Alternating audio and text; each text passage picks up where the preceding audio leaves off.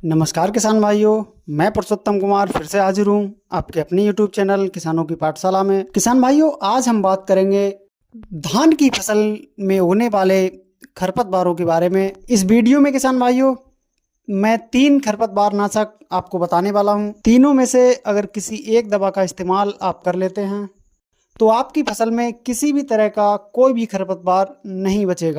इन दवाओं के किसान भाइयों बहुत ही बेहतरीन रिजल्ट मिलने वाले हैं। तो किसान भाइयों वीडियो को लास्ट तक जरूर देखें, जिससे कि आपको सही जानकारी मिल सके। आपको इन दवाओं का कैसे इस्तेमाल करना है, यह पूरी जानकारी आपको मैं इस वीडियो में देने वाला हूं।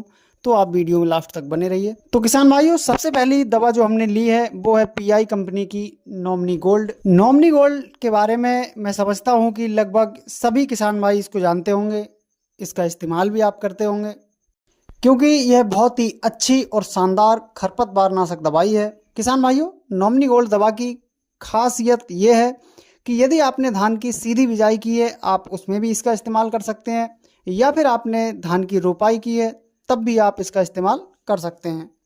किसान भाइयों, यदि आपने धान की रोपाई की है तो आपको इसकी लगभग 15 से 20 दिन के अंदर आपको नॉमिनी गोल्ड दवा का इस्तेमाल कर लेना चाहिए।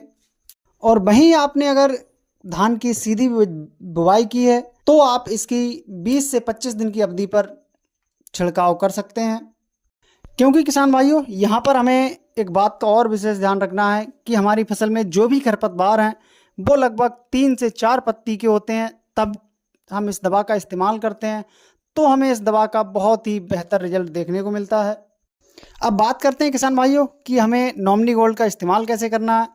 तो किसान भाइयों, इसका इस्तेमाल करने के लिए सबसे पहले तो खेत में पर्याप्त नमी का होना आवश्यक है। किसान भाइयों, बात करें अगर आपकी धान की फसल में मोथा का प्रकोप है, मोथा आपकी फसल में ज़्यादा उगता है, तो आप इसके लिए पाइराइजोसल्फुरान का इस्तेमाल कर सकते हैं। पाइराइजोसल्फुरान को आप नॉमिनी गोल्ड के साथ मिलाकर लगा सकते हैं, तो आपकी फसल में चौड़ी पत्ती के खरपतवारों के साथ जो संकरी पत्ती के खरपतवार हैं वो भी नहीं देखने को मिलेंगे। अब बात करते हैं किसान भाइयों दूसरे खरपतवार नाशक की। तो किसान भाइयों, दूसरी जो खरपतवार नाशक हमने दवा ली है वो है धानुका की क्रेज नामक खरपतवार नाशक दवा।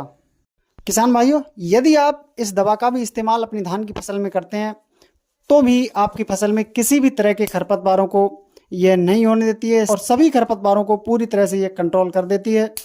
किसान भाइयों, तो आप धानुका की क्रेज का भी इस्तेमाल अपनी फसल में कर सकते हैं, क्योंकि किसान भाइयों इसके अंदर प्रेटिला क्लोर 37% TW में होता है, जो कि किसान भाइयों धान की फसल में उगने वाले सभी संकरी पत्ती के खरपतवारों को कंट्रोल करता है।